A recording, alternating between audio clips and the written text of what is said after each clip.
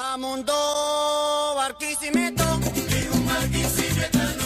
Amundo Barquisimeto, y un barquisimetano. Yo digo Amundo el Tocuyo, porque yo soy tocuyano. Yo digo Amundo el Tocuyo. Michel, j'aimerais savoir de toi ton avis, ton expérience que tu as vécue pour cette porte ouverte à l'atelier ici. Alors, pour moi, c'était pas vraiment une première, mais en tout cas une expérience très intéressante parce que, bon, déjà la rencontre d'autres artistes, déjà. Ça, c'est déjà important d'avoir déjà l'opinion des autres artistes et de voir aussi les œuvres des autres artistes. Et ensuite, le public. Il y a eu beaucoup de monde, beaucoup de passages, donc ça déjà, donc beaucoup d'avis sur les œuvres, quelles qu'elles soient. Et puis c'est toujours enrichissant et ça fait plaisir. Tout à fait. Dans ton travail dans ton travail de photos, de tableaux que tu fais, ton inspiration, ça vient de où? Comment c'est arrivé à toi de créer des photos et de jouer avec un peu avec les déformations et les mises un peu en scène de ton travail là.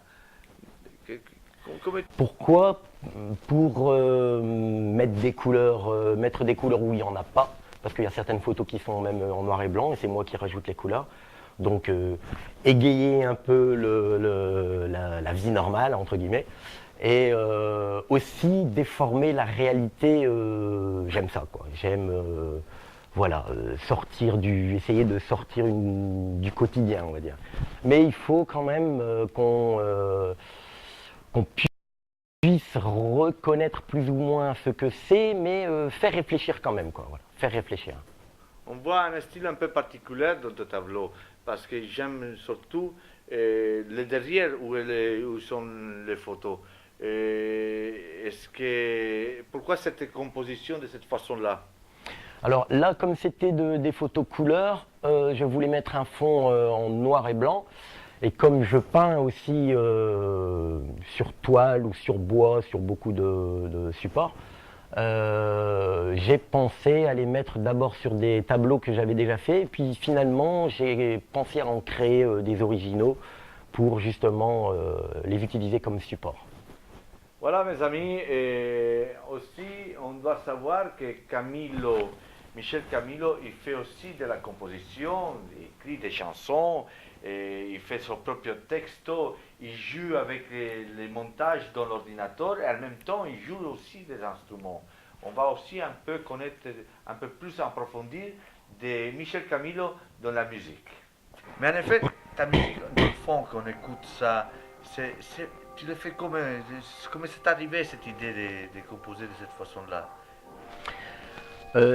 Ça remonte à très loin quand même, parce que depuis que je suis tout petit, j'ai toujours été passionné par la musique, autant que l'écriture, les textes, mais la musique c'est ouais, vraiment quelque chose qui remonte à très très loin, et donc j'ai écouté des tonnes et des tonnes de musique de tout horizon, tout pays, tout style, vraiment toutes sortes, et je pense que petit à petit, en grandissant, en devenant adulte, j'ai eu envie de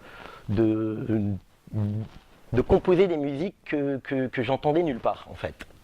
Donc voilà, plus d'une fois, voilà ce que j'entendais à la radio ou ce qui pouvait être... Et dans quel instrument tu te sens plus attiré?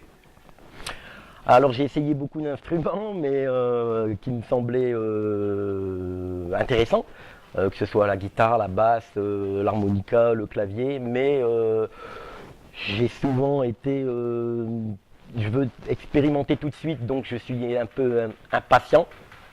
Et c'est plutôt sur la batterie sur laquelle j'ai vraiment accroché, quoi. Donc,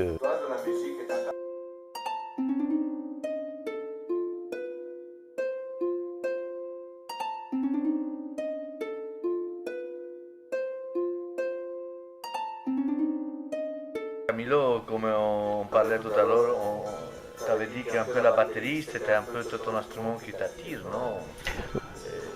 Mais j'écoute dans ta musique, dans ta composition, qu'il y a plusieurs instruments.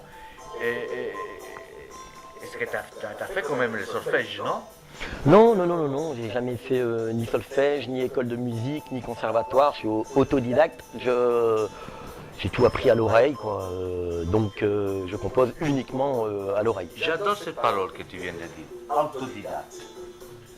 Parce que je pense, ça c'est ma façon de penser, que les artistes autodidactes, c'est celui-là qui se donne en plus naturellement, qui n'a pas l'imposition d'un professeur, que souvent les professeurs, c'est ce qui arrive à faire écraser un élève et donner pas l'envie de continuer, parce que des fois il y a des grands talents, mais c'est justement les professeurs qui sont vouloir de sa façon de penser, ils ferment les portes. Et je suis content déjà de parler avec toi dans le sens que tu es un autodidacte. J'adore parler avec des artistes autodidactes. Moi je viens d'une école que c'était mon père, je n'ai pas fait l'école de tout, mais j'ai appris beaucoup de choses. Et moi, l'expérience, on la prend tous les jours, jour à jour, en vécu avec les gens et tout ça. Et Camilo, on va parler un peu aussi de ton enfance. Je pense que tu as eu une enfance un peu spéciale, non?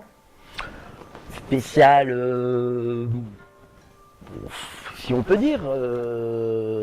Je suis issu d'une famille immigrée italien, donc mes parents sont arrivés dans les années 50. Je suis né dans une cité, comme on dit, et issu d'une famille nombreuse aussi, j'ai 7 frères et sœurs. Donc voilà, dans un milieu un peu, on va dire, ouvrier, où quelque chose d'important, c'est, je pense, que la place de l'artiste n'existait pas, quoi, en fait. Voilà, c'est surtout ça. Donc je pense que, si on peut dire, je devais être assez incompris quand j'étais beaucoup plus jeune. Qu'est-ce qu'on peut attendre encore de Michel Camilo? Qu'est-ce qu'on nous prépare, Michel Camilo, dans le futur? Alors là, je suis en train de répéter avec un groupe, parce que je ne fais pas que de la musique comme celle qu'on entend, je joue aussi dans un groupe où j'écris et je chante, et on est en train de préparer un CD, et on est déjà en train de travailler sur un CD. Il y a un site, il y a quand même une adresse email que les gens peuvent te contacter quand même. Michel Camilo, @free.fr. Voilà. Ça, c'est l'adresse email de Camilo, les gens qui veulent le contacter et qui sont intéressés pour cette musique. On ne sait jamais, il y a un sponsor qui a de bonnes oreilles et qui peut écouter quelque chose d'assez sympa et assez spécial comme c'est fait notre composition. Et je veux dire merci Camilo pour être dans mon programme de Arte ni punto ni aparte. Et moi, je te laisse la caméra, comme ça tu envoies un message à les gens qui t'écoutent. Un spécial, un jour, quand même tous les jours, dire un message spécial chez les Vénézuéliens. Nous, Venezuela, c'est mon pays, et je veux toujours un message spécial pour mon pays. Je laisse les caméras de Arte ni punto ni aparte. Merci. Ciao. Alors d'abord, merci à Osvaldo Parise de m'avoir interviewé pour Arte ni punto ni aparte. J'espère que ça vous a intéressé et que ce soit la photo, la musique ou autre chose vous parlera. C'est quand même le but.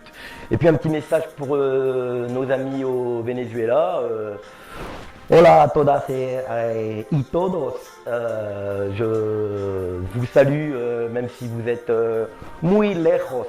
Et puis à bientôt. Ciao.